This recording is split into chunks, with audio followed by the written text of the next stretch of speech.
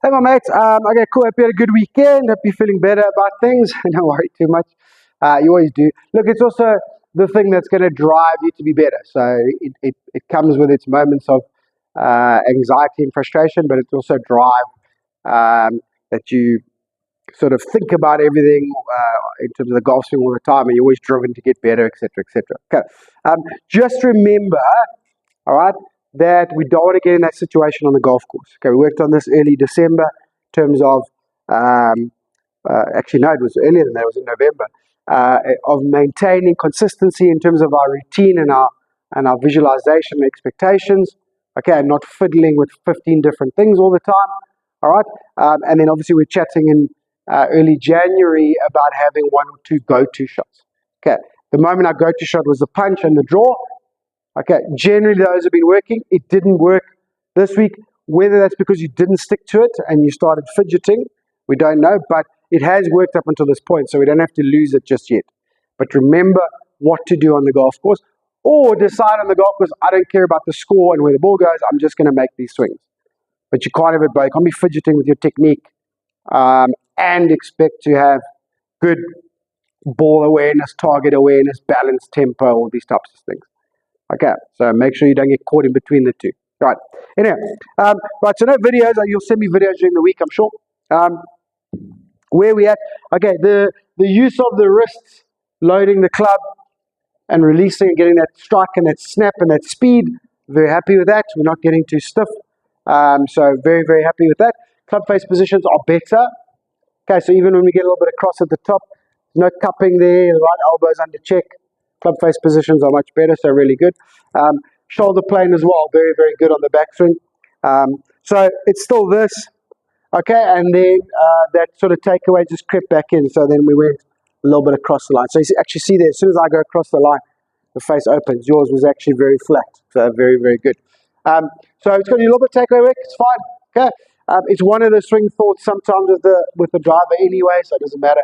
Okay, so it's going to be a little bit of takeaway work, keep that snap, whatever, and then this is our big thing. This is what we're going to do. Okay, so that's where we're going to focus our energy. All right, so little L to L warm-up. Don't worry about shots and hold this week, but L to L warm-up just to keep that softness and that flow.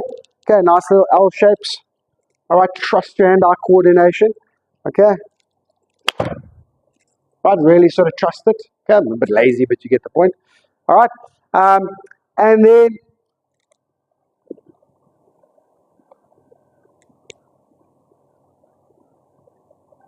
I want you can do that with your wedges. And then I want you to take a longer club 8 iron. You can do it like an 8 and a 6. Do a few reps of each. Okay, we're going to have this sort of that shut and hold feel. Okay, but we're going to now try and feel it on the downswing. Okay, so just take a little half or 3/4 backswing. All right, and as you shift weight, okay, I want you to close the club face. All right, so we're going to try and close the club face really, really early up here somewhere. Okay, so shut and hold, we're closing the club face there, right?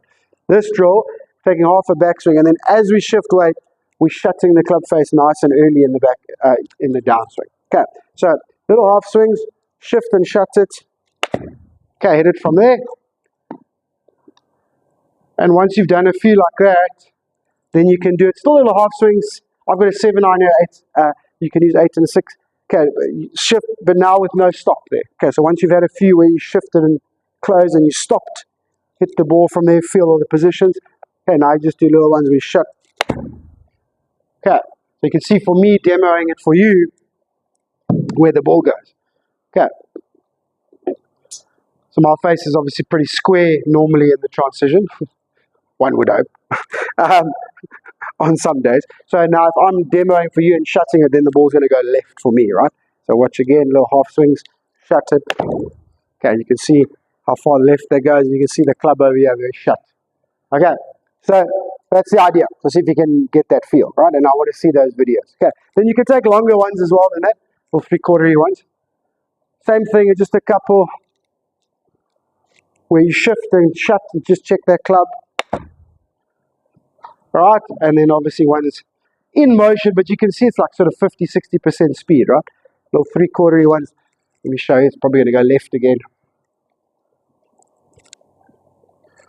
Okay, little 3/4 ones. Shut it as you shift. Okay, low and left. Okay, So the big part of your hooks is sliding, face opens, get inside, and then you have to whip it.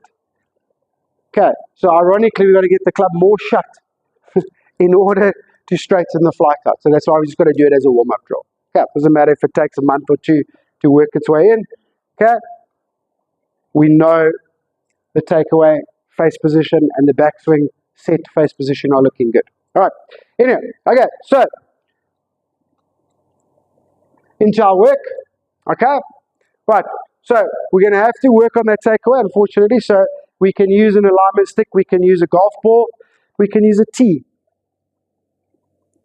Okay, and then obviously from what we've learned up until now, when we are doing that takeaway, the club face is going to stay square.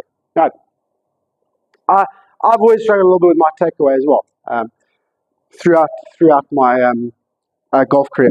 So what I find really works for me, okay, is trying to feel the club head square and on the target line. So instead of like worrying what's it relative to here, I try and imagine, okay, I've set that up just a little bit left.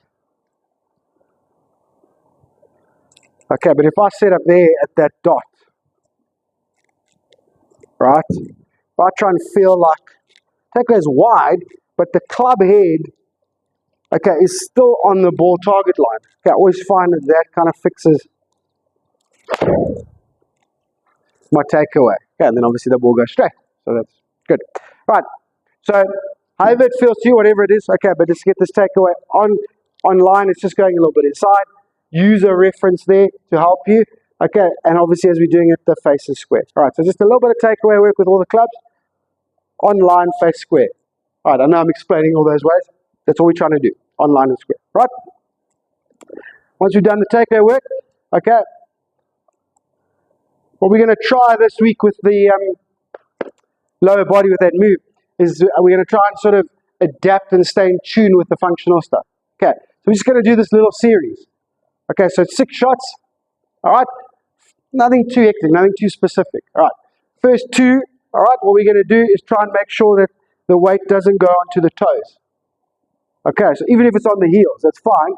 But as we up here, we're going to try and not let the weight go onto the toes. All right, so we keep those toes off the ground on the downswing. Okay, as you can see that follow through feels weird or whatever, it's just a drop, right? Okay, so 2 of those. Then the next 2, okay, we're then going to focus on the knees. So we're not going to let the knees flex towards the ball.